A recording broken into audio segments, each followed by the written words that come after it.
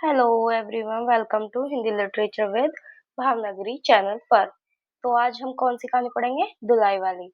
उससे पहले मैं आपको बता दूं, यदि आप हमारे चैनल पर नए हैं तो चैनल को लाइक, शेयर एंड सब्सक्राइब करें।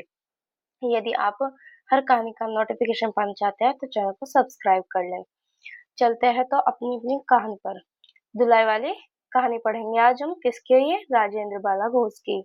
इन्हें किस नाम से भी जाना जाता है? बंग बहिला के नाम से।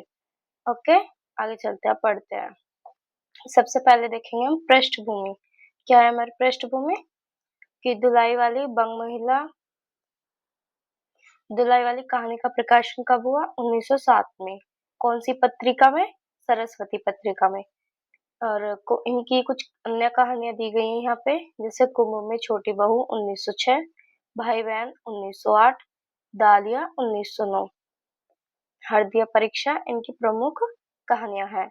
बंग महिला के बारे में पढ़ते हैं हम। क्या है कि इनका जन्म कब हुआ? 1882 ईस्वी में। पूरा नाम राजेंद्र बाला घोष। आरंभिक दौर की महिलाओं में ये क्या थे? महिला कथाकारों में ये प्रमुख है। इनकी पुस्तक कुसुम संग्रह जो है इसका संपादन जो किया है वो किसने किया है? आचार्य रामचंद्र शुक्ल जी ने। ओके, अब आगे चलते हैं।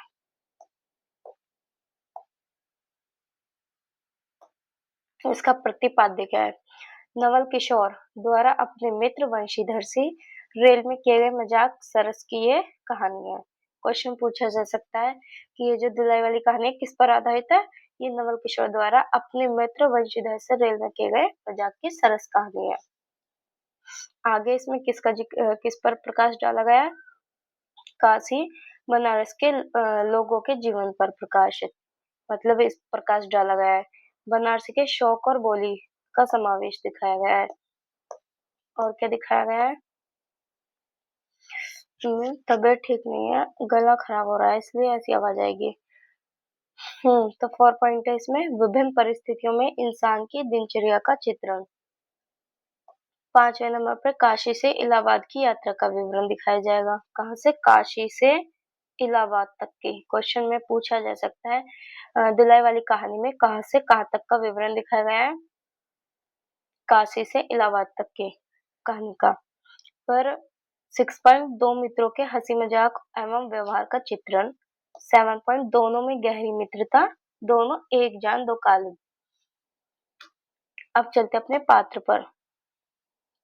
मुख्य पात्र में कौन कौन है? वंशीधर। वंशीधर कौन थे? जानकी के पति। ये नवल किशोर के क्या थे? नवल किशोर के मित्र। नवल किशोर इनके लिए क्या करते थे? अगाध स्नेह। नवल किशोर कौन थे? वंशीधर के घनिष्ठ मित्र। विनोद प्रिय थे और खूब हंसी मजाक करने वाले थे। कौन? नवल किशोर। आगे चलते हैं। विनोद प्रिय खूब हंसी विनोद प्रिय खूब हंसी मजाक करने वाले, ठीक है। कलकत्ते से नई बहू को लेकर चले थे। कौन चले थे कलकत्ते से नई बहू को लेकर? वो नवल किशोर। और वंशीधर को तार भेजा था कि उन्हें ट्रेन में मिले। कट्टर स्वदेशी थे। कौन? नवल किशोर। जानकी कौन थी? वंशीधर की पत्नी। उन्हें नवल किशोर का हंसी मजाक पसंद नहीं था।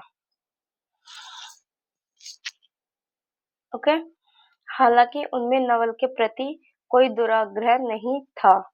पारंपरिक भारतीय नारी थी। ससुराल से विदा होने पर रोने जैसे संस्कार उनमें विद्यमान थे। अब चलते अपने गौण पात्र पर। ये हमारे गौण पात्र है। ओके, चलते हैं। क्या है गौण पात्र में हमारे?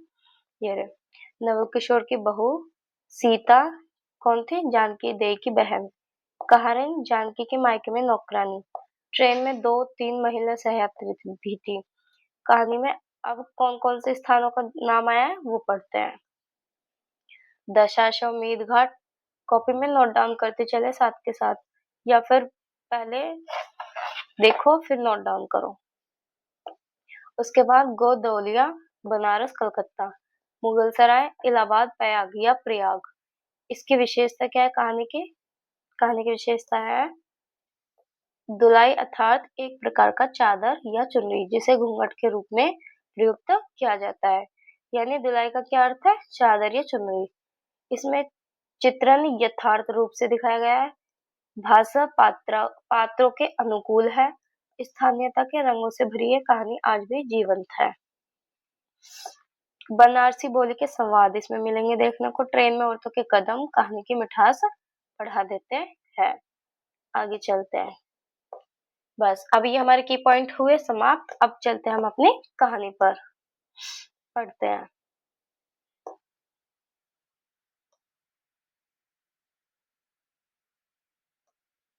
हम्म काशी जी के दशाश्वमेध घाट पर स्नान करके एक मनुष्य बड़ी व्यग्रता के साथ गोदौलिया की तरफ आ रहा था। एक हाथ में एक मैली सी तौलिया में लपेटी हुई भीगी धोती और दूसरे में सुरती की गोलियों की डिबिया और सूंघने की एक पुड़िया थी। ओके। उस समय दिन के 11 बजे थे। गोदौलिया की बाई तरफ जो गली, उसके भीतर एक और गली में थोड़ी दूर पर एक टूटे से पुराने से मकान में वह जा घुसा। मकान के पहले खंड में बहुत अंधेरा था। इस कहानी की प्रथम पंक्ति नोट कर लेना।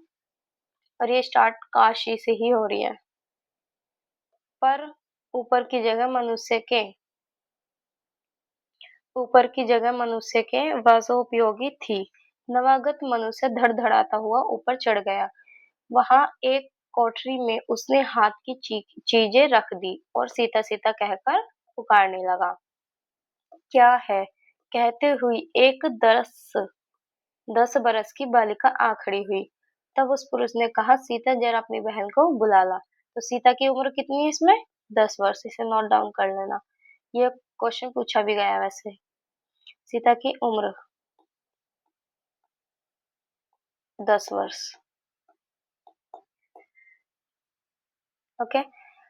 अब चलते हैं आगे। अच्छा कहकर सीता गई और कुछ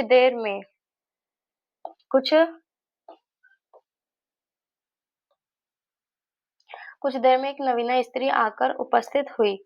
उसे देखते ही पुरुष ने कहा, लो हम लोगों को तो आज ही जाना होगा। इस बात को सुनकर स्त्री कुछ आश्चर्ययुक्त होकर और झुंझलाकर बोली, आज ही जाना होगा? यह क्यों? भला आज कैसे जाना हो सकेगा? ऐसा ऐसा ही था तो सवेरे भैया से कह देते। तुम तो जानते ही हो, भैया से कह दिया तो बस छुट्टी हुई। लड़की भी कभी विदा की होती तो मालूम पड़ता। आज तो किसी सूरत जाना नहीं हो सकता। तुम आज कहती हो, हमें तो आज अभी जाना है।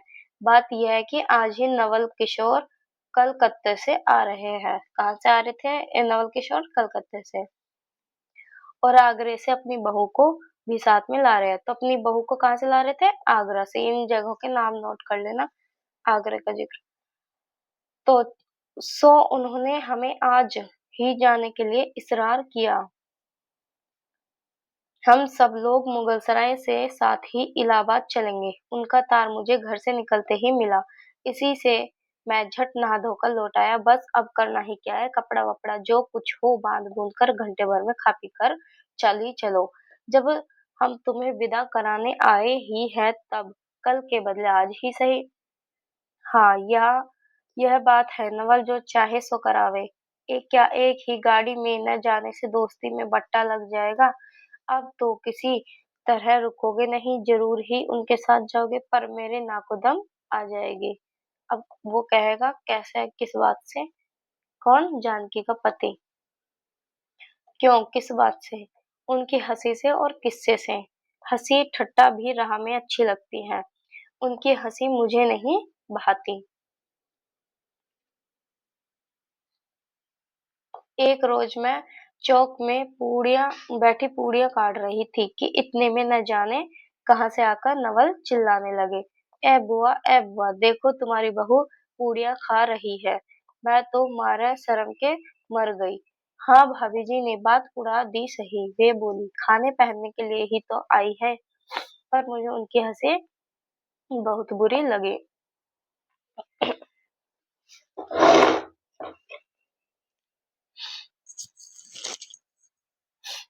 बस इसी से तुम उनके साथ नहीं जाना चाहती? अच्छा चलो, मैं नवल से कह दूंगा कि यह बेचारी कभी एक रोटी तक तो खाती ही नहीं, बूढ़ी क्यों खाने लगी। फिर मतलब उसका मजाक बना दिया। चलते अब आगे। हम्म। इतना कहकर वंशीधर कोठरी के बाहर चले गए और बोले, मैं तुम्हारे भैया के पास जाता हूँ, तुम रो रुलाकर तैयार हो जाना। इतना सुनते ही जानकी देवी की आंखें भर आई। आषाढ़ सावन की ऐसी झड़ी लगी। क्वेश्चन पूछा जा सकता है, दुलाई वाली कहानी में कौन से मास का जिक्र आया है? तो वो है आषाढ़ सावन। वंशीधर इलाहाबाद के रहने वाले हैं। कहाँ के रहने वाले हैं वंशीधर? इलाहाबाद के। और उनके ससुराल कहाँ पे है? बनारस में। स्त्री को विदा कराने आए। ससुराल में कौन कौन है उनके? एक साले, साली और सास के सिवा और कोई नहीं है। नवल किशोर इनके दूर के नाते में ममेरे भाई है, पर दोनों में मित्रता का ख्याल अधिक है। दोनों में गहरी मित्रता है। दोनों एक जान दो गालिब है। ओके। उसी दिन वंशीधर का जाना स्थिर हो गया। सीता बहन के संग जाने के लिए रोने लगी। माँ रोती धोती लड़की की विदा की सामग्री इकट्ठी करने लगी। जानकी देवी रोती ही रोती तैयार होने लगी। कोई चीज भूलने पर धीमी आवाज से माँ को याद भी दिलाती गई। 1 बजने पर स्टेशन जाने का समय आया। अब गाड़ी या इक्का लाने कौन जाए? ससुराल वालों की अवस्था अब आगे की सी नहीं कि 2-4 नौकर चाकर हर समय बने रहे। सीता के बाप के न रहने से, मतलब सीता के पिताजी भी नहीं थे, के न रहने से काम बिगड़ गया। पैसे वाले के यहाँ नौकर चाकरों के सिवा और भी 2-4 खुशामदी घेरे रहते हैं। छूछे को कौन पूछे, एक का हरिन। हम्म। है, एक कहारिन है, सो भी इस समय कहीं गई है। साले राम की तबीयत अच्छी नहीं है। वे हर घड़ी बिछौने से बातें करते रहते हैं। तिस पर भी आप कहने लगे, मैं धीरे जाकर कोई सवारी ले आता हूँ, नजदीक तो है। वंशीधर बोले वंशीधर बोले, नहीं नहीं, तुम क्यों तकलीफ करोगे, मैं ही जाता हूँ। जाते जाते वंशीधर विचारने लगे कि इक्के की सवारी तो भले घर की स्त्रियों के बैठने के लायक नहीं होती, क्योंकि एक तो इतने ऊंचे पर चढ़ना पड़ता है, दूसरे पराये पुरुष के संग एक साथ बैठना पड़ता है। मैं एक पालकी गाड़ी ही कर लूं, उसमें अब सब तरह का आराम रहता है। पर जब गाड़ी वाले ने 1.5 रुपया, कितना किराया मांगा? 1.5 रुपया किराया मांगा, तब वंशीधर ने कहा, चलो इक्का ही सही, पहुंचने से काम है। मतलब पहुंचने से मतलब है, कहने का मतलब यह है कि पहुंचने से मतलब है, इतने रुपए किराया ही सही। कुछ नवल किशोर से तो कुछ नवल किशोर तो यहाँ से साथ है, नहीं इलाहाबाद में देखा जाएगा। वंशीधर इक्का ले आए और कुछ असबाब था, इक्के पर रखकर आप भी बैठ गए। जानकी देवी बड़ी विकलता से रोती हुई इक्के पर जा बैठी। पर इस अस्थिर संसार में स्थिरता कहाँ? यहाँ कुछ भी स्थिर नहीं। इक्का जैसे जैसे आगे बढ़ता गया, वैसे वैसे जानकी की रुलाई भी कम होती गई। सिकरौल के स्टेशन, इस कहानी में जितने भी स्टेशन आएंगे ना, क्रम से नोट डाउन कर लेना। के पास पहुंचते पहुंचते जानकी अपनी आंखें अच्छी तरह पहुंच चुकी थी। दोनों चुपचाप चले जा रहे थे कि अचानक वंशीधर की नजर अपनी धोती पर पड़ी और अरे, एक बात तो हम भूल ही गए, कहकर पछता से उठे। इक्के वाले के कान बचाकर जानकी जी ने पूछा, क्या हुआ? क्या हुआ? क्या कोई जरूरी चीज भूल आए? नहीं, एक देशी धोती पहनकर आना था, सो भूल आए। भूलकर विलायती ही पहन आए। नवल कट्टा स्वदेशी है ना, वे बंगालियों से भी बढ़ गए। देखेंगे तो 2-4 सुनाए बिना न रहेंगे।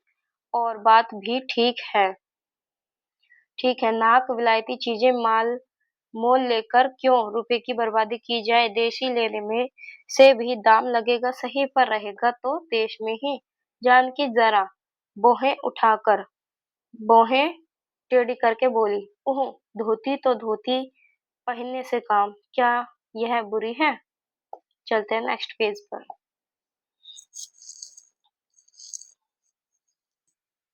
हम्म।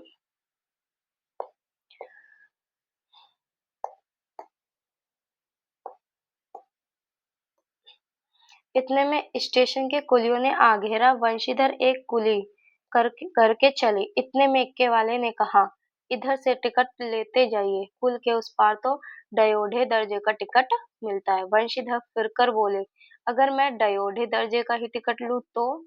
इक्के वाला चुप हो रहा। इक्के की सवारी देखकर इसने ऐसा कहा, यह कहते हुए वंशीधर आगे बढ़ गया। यथा समय रेल पर बैठकर वंशीधर राजघाट पार करके मुगलसराय पहुंचे। वहां पुल लांघकर दूसरे प्लेटफॉर्म पर जा बैठे। आप नवल से मिलने की खुशी में प्लेटफॉर्म के इस छोर से उस छोर तक टहलते रहे। देखते देखते गाड़ी का धुआं दिखलाई पड़ा। मुसाफिर अपनी अपनी गठरी संभालने लगे। रेल देवी भी अपनी चाल धीमी धीमी करती हुई गंभीरता से आ खड़ी हुई। वंशीधर एक बार चलती गाड़ी ही में शुरू से आखिर तक देख गए, पर नवल का कहीं पता नहीं चला।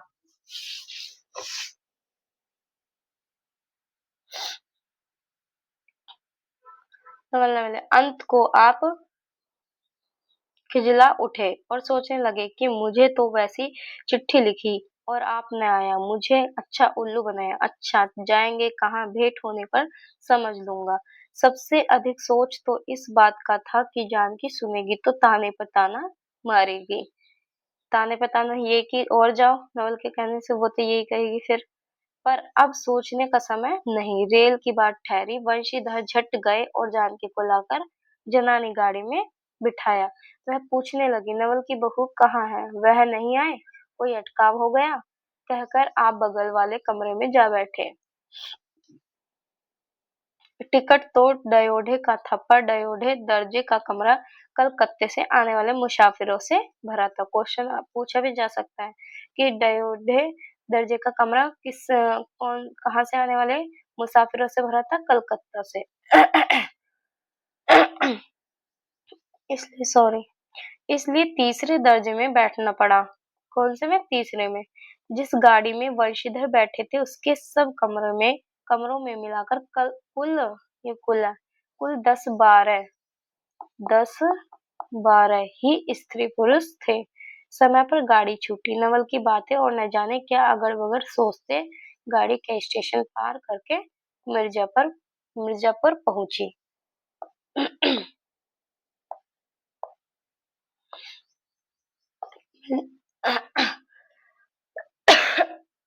मिर्जापुर में पेटराम की शिकायत हुई। उसने सुझाया कि इलाहाबाद पहुंचने में अभी देरी है।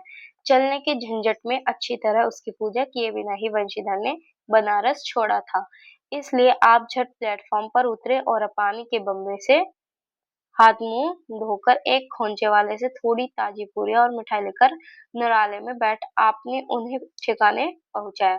पीछे से जानकी की सुधाई, यानी कि जब सब कुछ खत्म कर लिया उसके बाद जानकी की याद आई कि उसे भी पूछ लेना चाहिए था। सोचा कि पहले पूछ ले, तब कुछ मोल लेंगे, क्योंकि स्त्रियां नटखट होती है। वे रेल पर खाना पसंद नहीं करती है। पूछने पर वही बात हो गई। तब वंशीधर लौटकर अपने कमरे में आ बैठे। यदि वे चाहते तो इस समय डयोढे में बैठ जाते, क्योंकि अब भीड़ कम हो गई थी। पर उन्होंने कहा, थोड़ी देर के लिए कौन बखेड़ा करे। वंशीधर अपने कमरे में बैठे तो दो एक मुसाफिर अधिक देख पड़े। आगे वालों में से एक उतर भी गया था। जो लोग थे सब तीसरे दर्जे के योग्य जान पड़ते थे। अधिक समय सभ्य कोई थे तो वंशीधर ही थे। उनके कमरे के पास वाले कमरे में एक भले घर के स्त्री बैठी थी। वह बेचारी सिर से पैर तक ओढ़े सिर झुकाए एक हाथ लंबा घूंघट काढ़े कपड़े की गठरी से बनी बैठी थी। वंशीधर ने सोचा, इनके संग वाले भद्र पुरुष के आने पर उनके साथ बातचीत करके समय बितावेंगे। एक दो करके तीसरी घंटी बजी। वह स्त्री कुछ अकचकाकर थोड़ा सा मुंह खोल जंगले के बाहर देखने लगी। ज्यों ही गाड़ी छूटी वह मानो कांप सी उठी।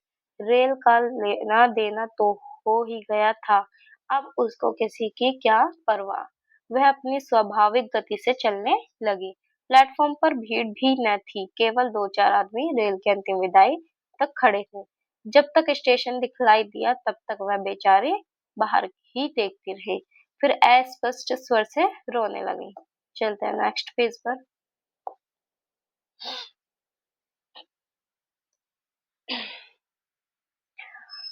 उस कमरे में 3-4 प्रौढ़ा ग्रामीण स्त्रियां भी थी। एक जो उसके पास ही थी कहने लगी, अरे इनकर मनई तो नहीं आइलेन, ओह देखो रोवल करथईन।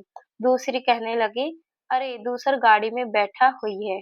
पहली दूर बोहरी ई जनानी गाड़ी थेड़े है। दूसरी तऊ हो भलू तो कहूँ, कहकर दूसरी भद्र महिला से पूछने लगी, कौन गांव उतरबू बेटा, मिर्जापुरा चढ़ी हऊ न। इसके जवाब में उसने जो कहा सो वह सुन न सकी।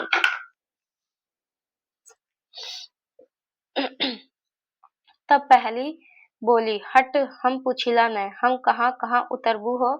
आई इलाहाबाद। दूसरी, इलाहाबाद कौन गाँव हो गई हो।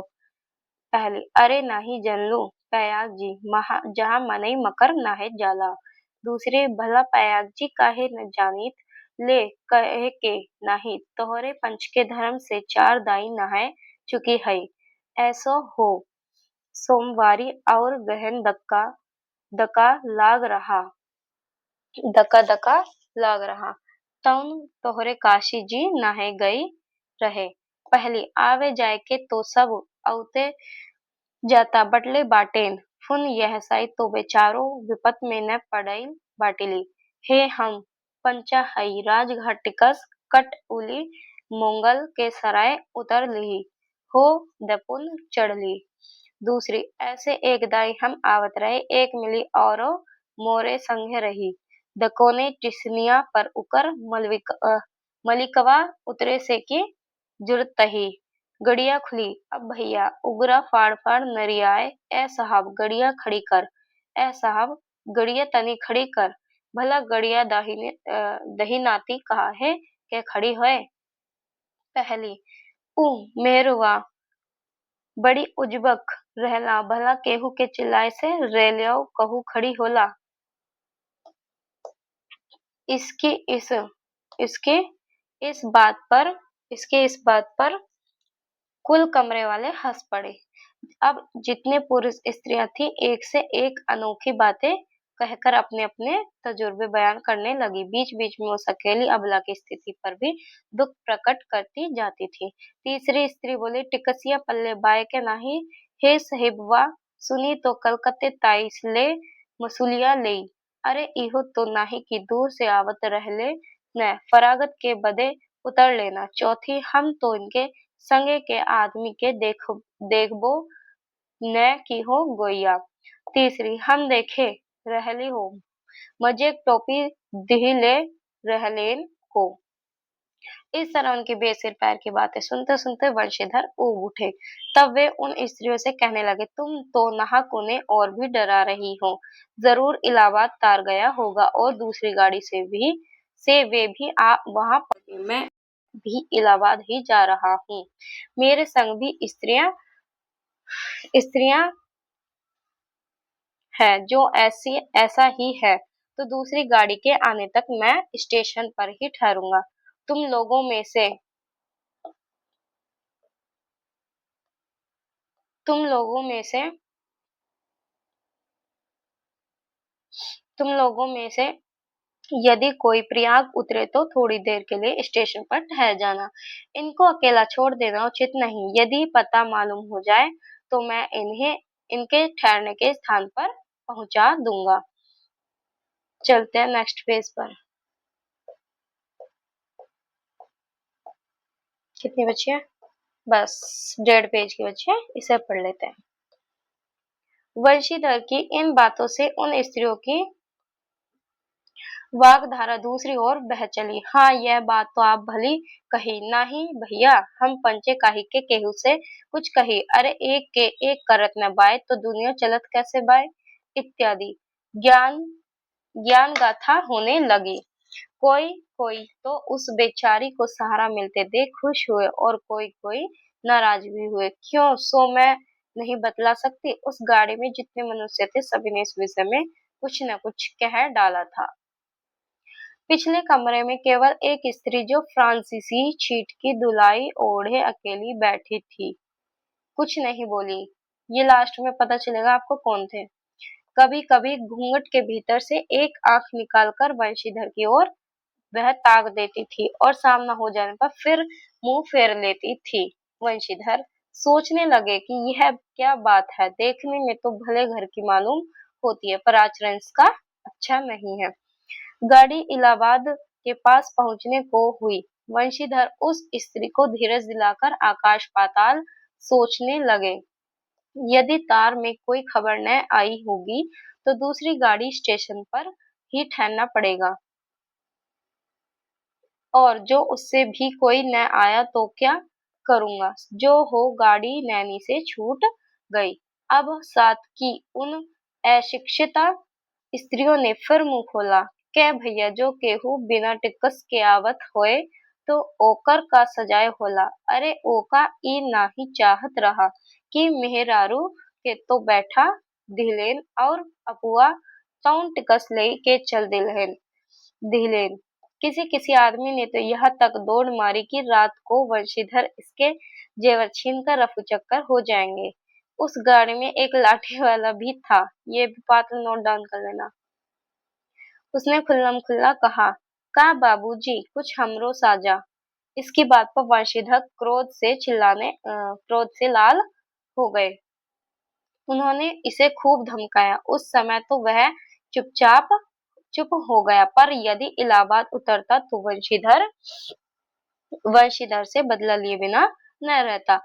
वंशीधर इलाहाबाद में उतरे। एक बुढ़िया को भी वहीं उतरना था। उससे उन्होंने कहा कि क्या कहा उन्होंने, उनको भी अपने संग उतार लो।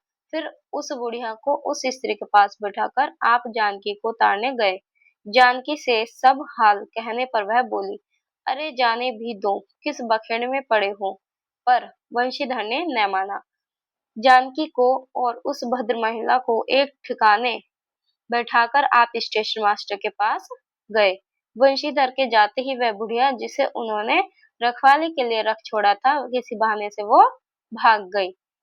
अब तो वंशीधर बड़े असमंजस में पड़े। टिकट के लिए बख, टिकट के लिए बखेड़ा होगा क्यों। अरे भाई, छह गाने हो रहे थे। चारों तरफ देखने लगा, कहीं पता नहीं।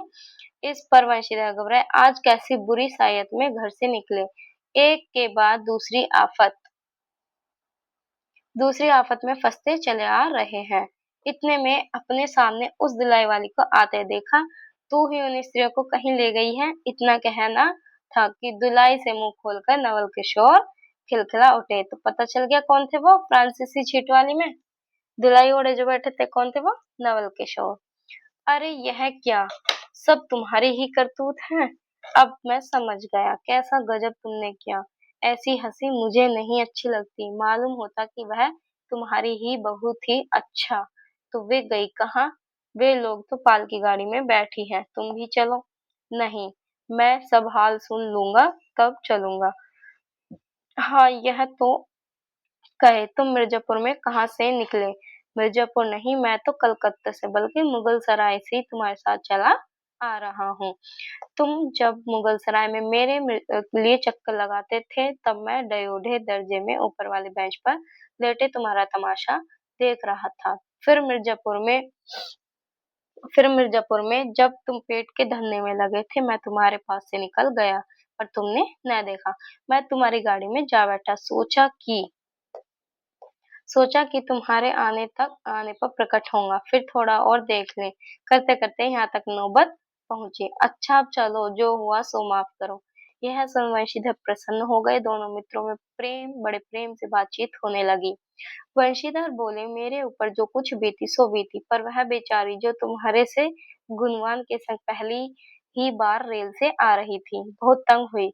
उसे तो तुमने नाक रुलाया, बहुत ही डर गई थी।" "नहीं जी, डर किस बात का था, हम दोनों गाड़ी में न थे।" "हाँ, पर यदि मैं स्टेशन मास्टर से इत्तला कर देता तो बखेड़ा खड़ा हो जाता ना।"